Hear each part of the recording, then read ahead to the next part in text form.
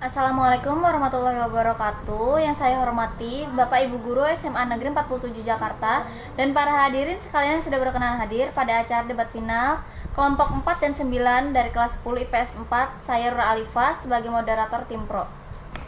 Dan saya Jelita Martilova sebagai moderator tim kontra. Akan memandu jalannya debat hari ini. Sebelum itu, saya akan memperkenalkan anggota-anggota dari kedua tim. Anggota tim pro terdiri dari Muhammad Suryotomo sebagai pembicara 1, Eka Ramadhani sebagai pembicara 2, Nasya Aulia sebagai pembicara 3. Dan anggota tim kontra terdiri dari Kaisa Nida sebagai pembicara 1, Kemal Rizky Fauzan sebagai pembicara 2, dan Anida Nurfaiza sebagai pembicara 3. Marilah kita panjatkan rasa syukur kepada Allah Subhanahu wa taala yang telah memberikan nikmat sehingga kita dapat berkumpul pada hari ini untuk menyaksikan jalannya debat yang diadakan secara online. Sebelum memulai, kami selaku moderator akan membacakan teknis dan tata tertib debat. Tata tertib debat. Setiap peserta dilarang melakukan serangan secara pribadi terhadap peserta lainnya selama pertandingan. Setiap peserta dilarang menggunakan bahasa kasar, tidak senonoh, atau menyinggung. Tidak boleh menyela di saat peserta lain sedang mengungkapkan argumen. Dan teknis debat adalah sebagai berikut. Masing-masing babak terdiri atas kelompok yang akan berdebat ditentukan posisi argumennya. Lomba debat terdiri dari 3 bagian, yaitu 1. Pembicara pertama akan menyampaikan argumentasi pembuka yang diawali oleh tim pro, dilanjutkan dengan tim kontra, maksimal 3 menit. Kedua, pembicara dari masing-masing tim akan menyampaikan argumen tambahan, baik untuk menguatkan maupun membantah argumen lawan, maksimal 5 menit. 3. Pembicara 3 dari masing-masing tim akan menyampaikan argumen untuk menguatkan maupun membantah argumen lawan, maksimal 2 menit. Untuk mempersingkat waktu, mari kita mulai debat pada hari ini.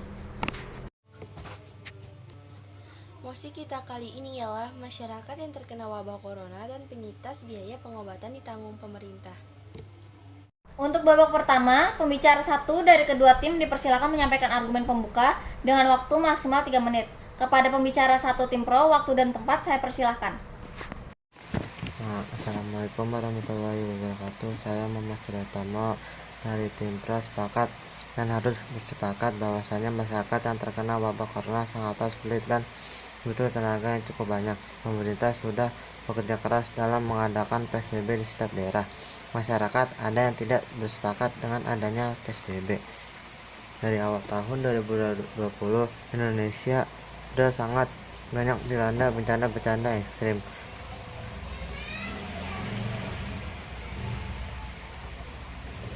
Awal Januari ada bencana banjir dan akhir Februari Indonesia ada yang terjangkit virus corona, virus yang sudah menyebar hampir ke seluruh dunia.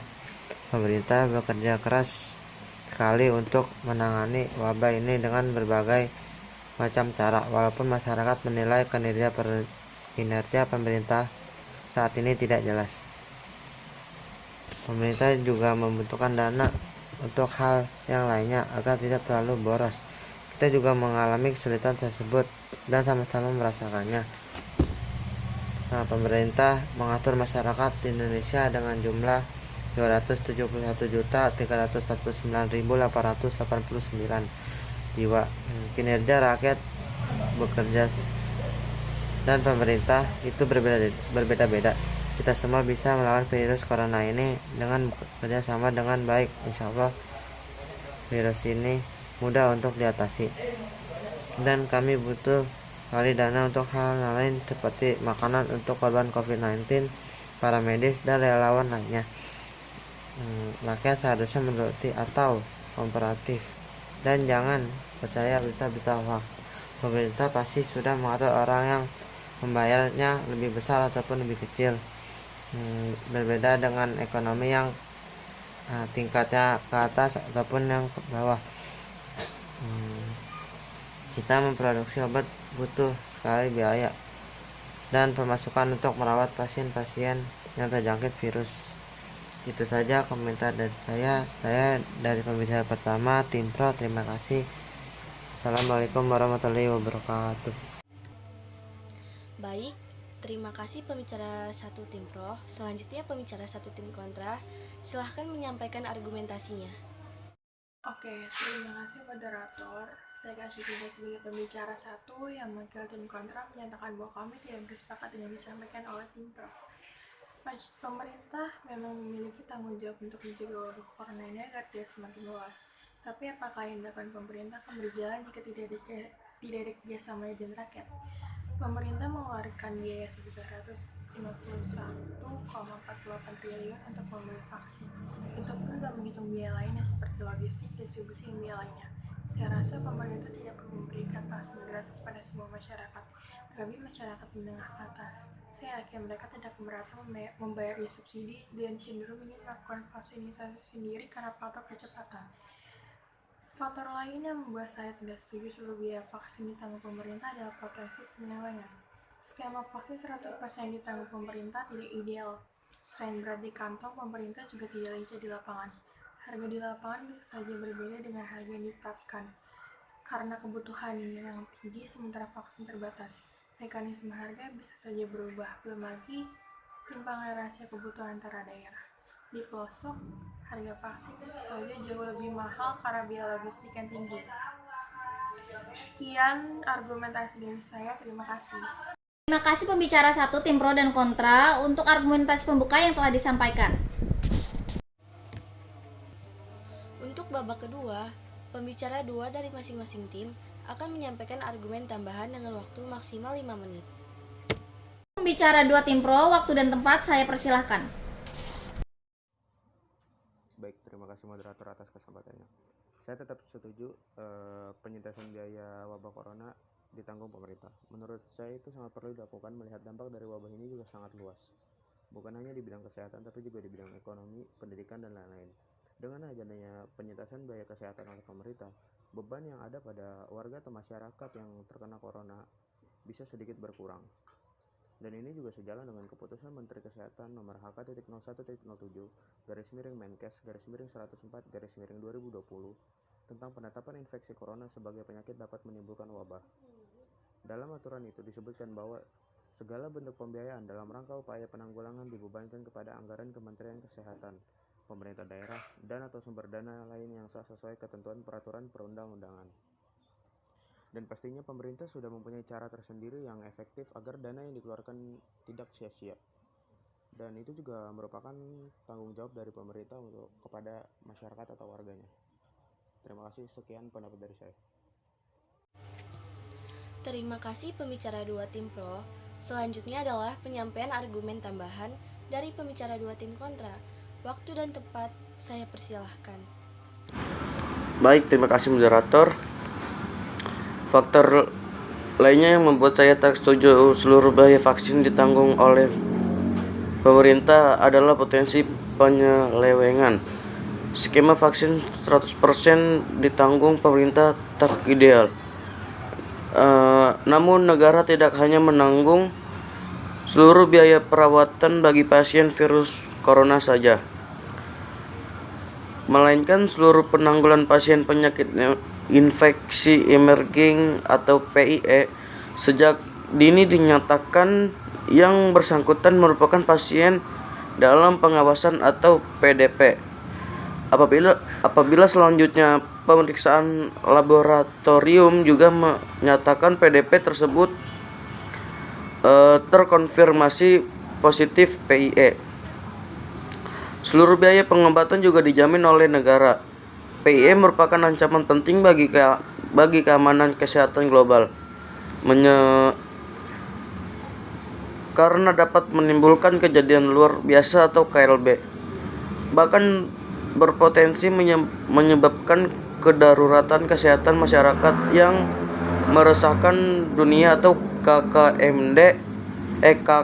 KKMMD yang tidak hanya menyebabkan kematian tapi juga menimbulkan kerugian ekonomi besar. Ya, sekian, terima kasih, itu saja argumen dari saya.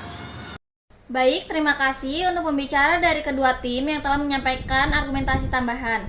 Kita masuk ke babak terakhir, yaitu penguatan argumentasi yang akan disampaikan oleh pembicara dari kedua tim. Untuk pembicara 3 tim pro, waktu dan tempat saya persilahkan. Terima kasih atas kesempatannya kali ini. Tim kami tetap setuju bahwasannya wabah corona dan penyintas biaya pengobatan ditanggung pemerintah. Kita semua pasti mengetahui bahwa kasus penyebaran COVID-19 semakin tinggi di Indonesia, sehingga orang-orang dengan gejala berat diharuskan mendapatkan perawatan intensif di rumah sakit yang tidak cukup sehari atau 2 hari saja. Pasien yang diharuskan berada di rumah sakit tidak perlu mengkhawatirkan biaya yang dikeluarkan karena semua biaya pasien COVID-19 ditanggung pemerintah. Erick Thohir selaku Menteri BUMN menyebutkan bahwa biaya per pasien bisa mencapai 105 juta rupiah. Apabila ada penyakit tambahan bisa mencapai 125 juta rupiah. Hal ini menjelaskan bahwa pemerintah sangat serius dalam mengatasi penyebaran COVID-19. Erick Thohir juga meyakini Indonesia dapat melewati masa-masa sulit ini. Dengan adanya peraturan-peraturan baru yang dibuat pemerintah dalam masa pandemi ini membuktikan bahwa pemerintah selalu ikut andil dalam memutus penyebaran COVID-19. Sebagai masyarakat yang bijak, seharusnya kita menerapkan protokol-protokol kesehatan yang dibuat oleh pemerintah agar pandemi ini segera berakhir. Demikian pendapat yang kami sampaikan, mohon dipertimbangkan dengan bijak. Terima kasih. Terima kasih untuk pembicara 3 tim pro. Berikutnya ialah penguatan argumen yang akan disampaikan oleh pembaca tim 3 kontra. Waktu dan tempat saya persilahkan. Terima kasih moderator atas kesempatannya. Sekali lagi kami sampaikan selaku tim kontra bahwa kami membantah atas masyarakat yang terkena wabah corona dan penyintas biaya pengobatan ditanggung pemerintah, terutama pada masyarakat menengah ke atas. Karena masih banyak masyarakat yang tidak peduli dengan kesehatan mereka sendiri dan menganggap remeh wabah corona ini. Dan juga dengan adanya data-data yang kami kumpulkan bahwa masih banyak masyarakat menengah ke bawah yang tinggal di daerah pelosok yang belum tertolong pada penanganan COVID-19 ini. Yang sebaiknya pemerintah lebih memberi perhatian pada warga menengah ke bawah yang berada di pelosok tersebut. Pada saat ini, angka COVID-19 juga semakin meningkat. Maka dari itu pemerintah seharusnya menggunakan anggaran sebaik mungkin agar tidak dimanfaatkan oleh oknum-oknum yang tidak bertanggung jawab. Sekian, terima kasih. Kembali ke moderator. Baik, terima kasih bagi kedua tim atas kerja kerasnya dalam penyampaian argumentasi pada debat kali ini. Sebagai penutup dari jalannya debat pada hari ini, kami selaku moderator dari kedua tim akan menyampaikan kesimpulan dari argumen-argumen yang telah disampaikan oleh para pembicara dari tim kami masing-masing. Saya Rura Alifa selaku moderator tim pro menyimpulkan bahwa kami tim pro tetap berpegang teguh pada argumentasi kami di awal hingga akhir bahwa penyintas biaya pengobatan harus ditanggung pemerintah. Karena jika masyarakat yang terkena virus corona harus menanggung biayanya sendiri, hal ini pasti akan sangat menyulitkan, khususnya bagi masyarakat golongan menengah ke bawah. Sebagaimana yang kita dapat ketahui bahwa biaya pengobatan dari pasien corona ini mencapai 105 hingga 125 juta rupiah. Dengan biaya pengobatan ditanggung pemerintah, diharapkan ini bisa menjadi bantuan dan meringankan beban masyarakat. Sekian kesimpulan saya sebagai moderator tim pro. Dan saya Jelita Martilova sebagai moderator tim kontra menyimpulkan kami dari tim kontra tetap membantah atas masyarakat yang terkena wabah corona. Biaya ditanggung pemerintah, terlebih pada masyarakat menengah ke atas. Karena masih banyak masyarakat menengah ke bawah yang tinggal di daerah pelosok yang belum tertolong pada penanganan COVID-19. Yang sebaiknya pemerintah lebih memberi perhatian pada warga menengah ke bawah yang tinggal di daerah pelosok. Dan pada saat ini angka COVID-19 semakin meningkat, maka dari itu pemerintah seharusnya menggunakan anggaran sebaik mungkin agar tidak dimanfaatkan oleh oknum-oknum yang tidak bertanggung jawab. Sekian kesimpulan dari saya selaku moderator tim kontra. Untuk hasil debat kali ini akan kami serahkan kepada Ibu Supatmi selaku Guru Bahasa Indonesia SMA Negeri 47 Jakarta. Sekian proses debat pada hari ini. Kami selaku moderator dari kelompok 4 dan 9 izin undur diri dan mohon maaf jika ada kesalahan dalam pengucapan kata. Wassalamualaikum warahmatullahi wabarakatuh.